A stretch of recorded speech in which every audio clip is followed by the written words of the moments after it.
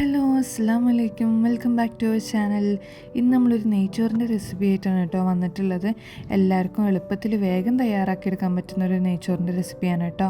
നമുക്ക് വീഡിയോയിലോട്ട് പോകാം. അതിനായിട്ട് നമ്മളൊരു പാൻ അടുപ്പത്ത് വെച്ചിട്ടുണ്ട് കേട്ടോ. ഇനി നമ്മളതിലേക്ക് സൺഫ്ലവർ ഓയിലാണ് കേട്ടോ ആഡ് ചെയ്ത് കൊടുക്കുന്നത്. നിങ്ങൾക്ക് വേണമെങ്കിൽ ഗീയും പ്രിഫർ ചെയ്യാം കേട്ടോ.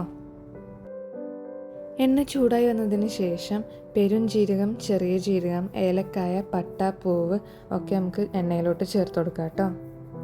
ഇനി നമ്മൾ ഇതിലോട്ട് ക്യാരറ്റാണ് കേട്ടോ ആഡ് ചെയ്ത് കൊടുക്കുന്നത്. ഞങ്ങളൊരു ക്യാരറ്റ് ആട്ടോ ഇവിടെ എടുത്തിട്ടുള്ളത്.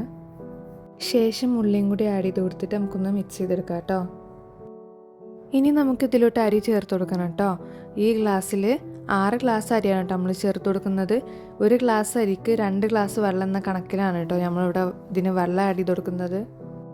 ഇനി ഒരു ലൈറ്റ് ബ്രൗൺ കളറായി വരുന്നവരെ നമുക്ക് ഈ അരിയൊന്നും ജസ്റ്റ് ഒന്ന് വറുത്തെടുക്കണം കേട്ടോ. ചോറ് തമ്മിൽ ഒട്ടിരിക്കാതിരിക്കാൻ വേണ്ടിയിട്ടാണ് കേട്ടോ നമ്മളിങ്ങനെ ബ്രൗൺ കളറാക്കി എടുക്കുന്നത്.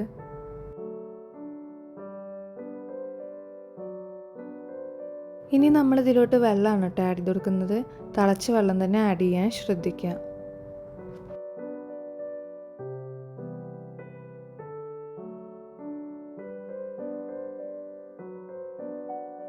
ഇനി നമുക്ക് ഇതിലോട്ട് പാകത്തിന് ഉപ്പ് ചേർത്ത് കൊടുക്കണം കേട്ടോ. ഇനി ഒന്ന് തിളച്ച് വന്നാൽ നമുക്കിത് അടച്ച് വെച്ചിട്ട് ചെറിയ തീയിൽ വേവിച്ചെടുക്കണം കേട്ടോ. വലിയ തീയിൽ വെച്ചാൽ വെള്ളം മൊത്തം വറ്റിയിട്ട് അരി ശരിക്കും വേവായിട്ട് വരില്ല കേട്ടോ. അതിന് വേണ്ടിയിട്ടാണ് ചെറിയ തീയിലൊന്ന് വെക്കാൻ പറയുന്നത് കേട്ടോ. ഇനി നമുക്ക് ജസ്റ്റ് ഒന്ന് തുറന്ന് നോക്കി നോക്കാം. അരി ചെറുതായിട്ടൊക്കെ വെന്ത് വന്നിട്ടുണ്ട്. നമുക്ക് മിക്സ് ചെയ്ത് കൊടുത്തിട്ട് വീണ്ടും ഒന്ന് അടച്ച് വെക്കാം കേട്ടോ.